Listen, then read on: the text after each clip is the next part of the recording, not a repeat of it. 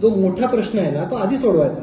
म्हणजे हा जो 70% प्रश्न आहे ओला कचऱ्याचा, याचं आधी निर्मूलन करायचं. जर का तुम्ही बघितला ओला कचरा तर हाच कचरा आहे की ज्याच्यामुळे दुर्गंधी पसरते, उंदरं होतात, माशा होतात, मच्छर होतात. हो, भटकी कुत्रीला वाढतात त्याच्यामुळे. भटकी कुत्री Correct, सगळ्यात मेन correct, प्रश्न आहे. आणि correct, भटकी correct. कुत्री खायला बिबट्या येतो. त्यामुळे बरोबर. पण तुमच्या गावात ओला कचरा सुका कचरा असं वेगवेगळं करतात का? हा, म्हणजे करतात, पण असे सगळे नाही करत. म्हणजे 50% करतात. मग इथेच गेम आहे. गावकऱ्यांना पहिलं ते शिकवलं पाहिजे की ओला कचरा काय आणि सुका कचरा म्हणजे काय.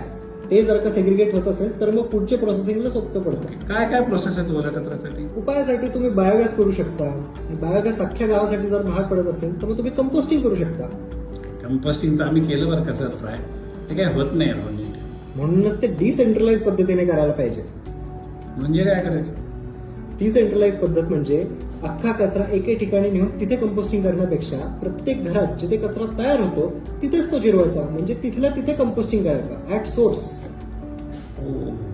हे सगळ्यात सोपं पडतं आणि याच्यामुळे कचरा अजिबात प्रवासच करणार नाही. शिवाय गाड्या लागणार नाही, गाड्या लागणार नाही, डिझेल जळणार नाही.